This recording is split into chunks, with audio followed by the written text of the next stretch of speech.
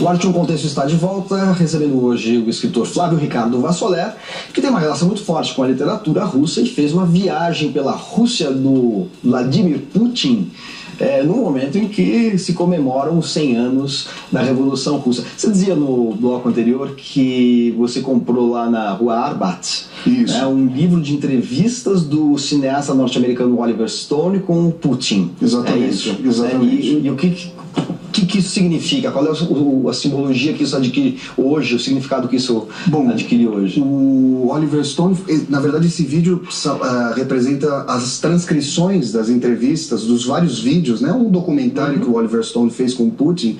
E em determinado momento, eles tratam de vários temas de maneira muito franca. O Putin é muito articulado, é um quadro muito preparado, vale só uma rápida retomada. Ele foi um quadro do KGB, né? Da polícia. Isso, KGB, do KGB. Vamos traduzir o seu russo, o meu russês ali, o nosso português. Ele foi um quadro do KGB ali na Alemanha Oriental e por vários meandros que nós nos alongaríamos muito ao falar sobre isso, mas ele chega ao poder, então ao fim, como eu disse, ao fim da década de 90, começo dos anos 2000, e é muito articulado e muito franco, tem um conhecimento geopolítico e é muito incisivo nas colocações. Então ele rende entrevistas, discussões muito francas e abertas. Em determinado momento, o Oliver Stone interpela o Putin sobre uma possível guerra nuclear com os Estados Unidos. No sentido, quem ganharia com uma guerra desse tipo? Ou, na verdade, a primeira pergunta do Oliver Stone é: a Rússia teria hegemonia nuclear sobre os Estados Unidos numa eventual guerra? Putin diz. Aliás, os Estados Unidos teriam hegemonia? O Putin diz, não teriam. E aí o Oliver Stone em seguida interpela o Putin. Mas então você está dizendo que a Rússia ganharia essa guerra? Ele fala, ninguém sobreviveria a uma guerra desse tipo. É o equilíbrio do terror da época da Guerra Fria, né? Exatamente, aquela sigla MEDS. Agora, não faz muito tempo a Folha de São Paulo publicou uma entrevista com um ideólogo do Putin, que é um cara relativamente jovem, tem 50 e poucos anos, no contexto das Olimpíadas de Inverno, quando a questão, Sochi, né? a questão dos homossexuais estava sendo...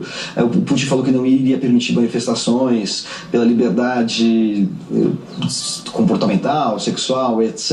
E esse ideólogo do Putin falou claramente, falou assim, não, nós não temos valores ocidentais. A nossa relação é com o continente euroasiático e nós temos valores que remontam à Rússia czarista e mesmo à União Soviética. O nosso projeto é outro, não tem nada a ver com a sociedade moderna, cosmopolita, ocidental, capitalista, embora a Rússia seja capitalista, mas é outra forma de pensar, né? Você encontrou traços disso? Você conhece esse ideólogo? Não sei se... Você está se referindo ao Alexander Dugin, né?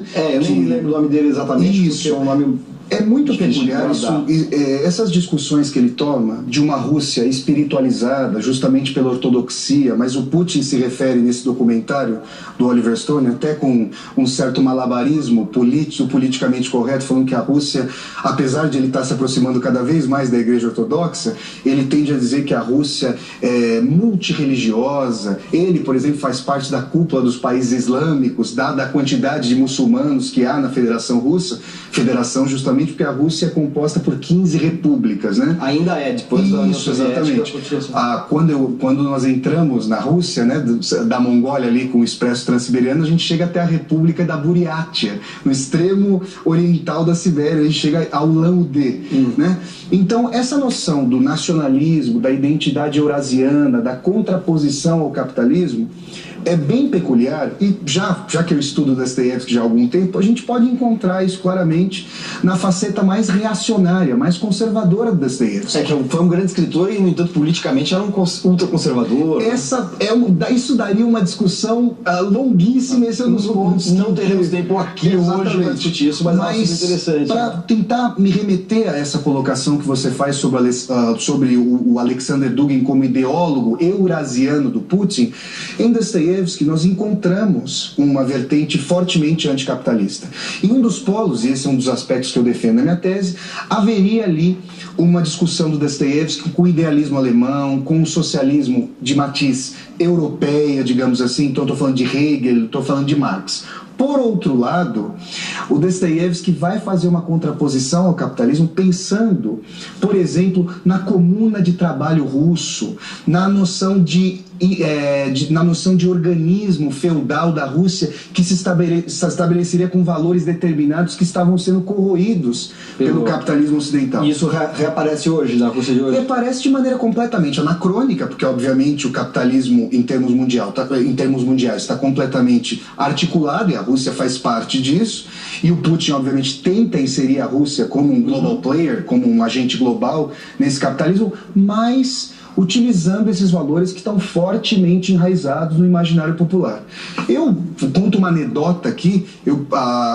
Meu hotel, o hotel onde eu fiquei hospedado, era muito próximo, eu tive o privilégio de ficar muito próximo à Krasnaya Plosha, da Praça Vermelha, ali no coração histórico de Moscou, e numa roda ali, muito próxima ao mausoléu do Lenin, eu ouvi um senhor que, ao mesmo tempo em que condenava o bolchevismo, sentia justamente saudade da União Soviética. Vejam que combinação inusitada, que retoma o poderio soviético sem a herança comunista. E ele dizia o seguinte, numa anedota, numa roda, e estava atraindo vários transeuntes ali ao seu redor. Ele dizia: o problema que fez com que a União Soviética, a grande crise que fez com que a União Soviética fosse ao colapso, segundo, obviamente, esse, vamos dizer assim, esse profeta popular, era que os líderes soviéticos não eram russos. Vejam o grau de nacionalismo e de filofascismo nessa colocação, porque ele dizia: Lenin era judeu, tinha origens judaicas, Stalin era um montanhês georgiano, e Khrushchev, na verdade, era ucraniano. Então ele tentava associar a noção de que tinha dado errado a União Soviética porque os líderes não eram russos autênticos. O internacionalismo bolchevique era um grande problema. E agora o Putin, ele dizia, trazia ali a vertente nacional russa. E foi muito interessante que um senhor muito espirituoso que estava ouvindo esse discurso filofascistoide, digamos assim, levantou a mão, pediu a palavra em determinado momento e disse o seguinte: pois é, né? Na época soviética, nós tínhamos poder de compra, mas nós não encontrávamos nada nas lojas. Hoje, nós encontramos tudo nas lojas. O capitalismo nos traz tudo. Mas quem é que tem poder de compra para comprar alguma coisa? Não tem dinheiro. Então, essas tensões pululam ali, perpassam o imaginário russo e geram ali potenciais conflitos aí encarniçados que possam vir com essa neo-guerra fria, como você mencionou. Meu novo algoz me tratava com respeito. Tudo fora acordado entre nós. Ouça bem, acordado. Café da manhã, almoço, até janta de vez em quando. Tantas horas de sono sem a interrupção do cacetete pela grade. Conforme o meu comportamento, eu poderia até mesmo receber um colchão. Todos os dias, o enfermeiro aparecia. São 3 horas da tarde. Vamos conversar, Carlos? Eu não dizia nada, nenhuma palavra. Daí ele ficava pouco na cela. Nem mesmo se importava que eu lhe desse as costas. E embora sem que eu percebesse. Amanhã, ele voltou. São 3 horas da tarde. Vamos conversar, Carlos? Mas 3 horas de que dia?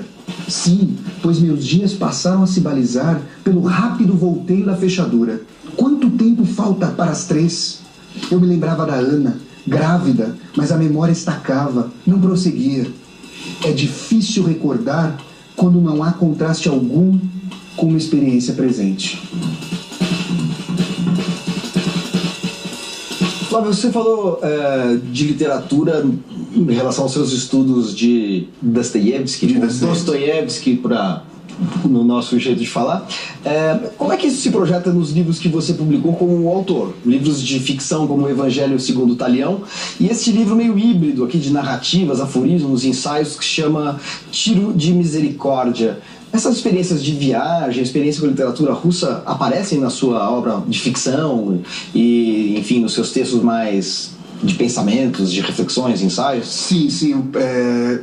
A literatura russa do século XIX, né, que é tido como o Zolotoy Vek, o século de ouro da literatura russa, tem uma peculiaridade muito interessante em relação aos seus pares literários ocidentais, como a França, a Inglaterra ou a Alemanha, porque a literatura congregava em meio àquela censura, aquela forte censura do Tsar, a possibilidade de a inteligência revolucionária, proto-revolucionária e mesmo a conservadora, a possibilidade de os grandes debates da sociedade russa, que queria derrubar o tsarismo e implementar na sua inteligência revolucionária uma república socialista, essa literatura congregava a possibilidade de fundir essas questões de maneira exópica, nas entrelinhas, mas os leitores de maneira velada. É óbvio que os leitores da época sabiam que tipos sociais os personagens congregavam. Você quer dizer com isso que os romances discutiam questões ideológicas, questões filosóficas, o destino da Rússia, é isso, o destino da Rússia, o destino da Rússia no messianismo, o destino da humanidade. Esses romances são amplamente ambiciosos e se valem de um pano de fundo filosófico histórico bastante global. Você foi ambicioso ao ponto de tentar assimilar isso aos seus livros de ficção? Eu considero que, dada a minha formação plural, venho das ciências sociais, depois vou para teoria literária, mas discuto muito com filosofia, no caso aí a teoria crítica dos frankfurtianos, do Adorno, do Benjamin, do Horkheimer. Eu tento fazer uma congregação dessa série de questões. Mas e como é que aparece aqui? Qual é o enredo do Evangelho segundo o Talião? Brevemente, porque o livro é grande, é cheio de camadas narrativas diferentes, né? Veios narrativos, linhas narrativas que se entrecruzam. Como é que você definiria esse livro? Por exemplo, eu vou me remeter ao último texto do livro, que é o texto mais propriamente narrativo, que traz um diálogo, né, um diálogo platônico dostoiévskiano. Eu gosto muito dessa tradição dialógica entre o Walter Dortlicht, que é um assassino em série, e o seu advogado, o Dr. Hugo Lumina, no parlatório da prisão em que o Walter Dortlicht está preso. São personagens reais? São personagens totalmente fictícios, são ficcionais. E nesse último texto, que é o mais longo do Evangelho segundo o Talião, eles como que fazem uma síntese dos textos anteriores. Esse livro, o Evangelho segundo o Talião, que é o meu primogênito literário, traz narrativas, em sua maioria um livro narrativo, com várias questões sobre a ditadura militar brasileira, a misoginia que leva a quadros de violência contra a mulher, mas ao mesmo tempo de apego da vítima a seus carrascos. Eu tento fazer essa discussão. E o Walter traz ali no último texto do livro uma discussão sobre a punibilidade histórica. Daí essa noção de talião, da lei de olho por olho, dente por dente, que é inclusive apropriada pelo livro bíblico Deuteronômio. Questões de autonomia, livre-arbítrio, culpa, punição, que são questões bem presentes na literatura russa, né? Basta lembrar Crime e Castigo do Dostoiévski, por exemplo. E isso vai aparecer também de uma maneira menos ficcional, talvez, em textos meio híbridos entre a ficção e a reflexão no Tiro de Misericórdia. É isso mais ou menos, né? Quer dizer que então a Rússia está presente na sua trajetória tanto literária quanto na sua trajetória de trem nessa viagem pelo Transiberiano. Muito obrigado pela sua presença aqui no Arte e o Contexto. Agradeço a sua atenção, sua audiência e espero você no próximo programa. Até lá. E embora assim que eu percebesse, amanhã ele voltou. São 3 horas da tarde. Vamos conversar, Carlos? Mas 3 horas de que dia? Sim, pois meus dias passaram a se balizar pelo rápido volteio da fechadura. Quanto tempo falta para as 3? Eu me lembrava da Ana, grávida, mas a memória estacava, não prosseguia. É difícil recordar quando não há contraste algum com uma experiência presente.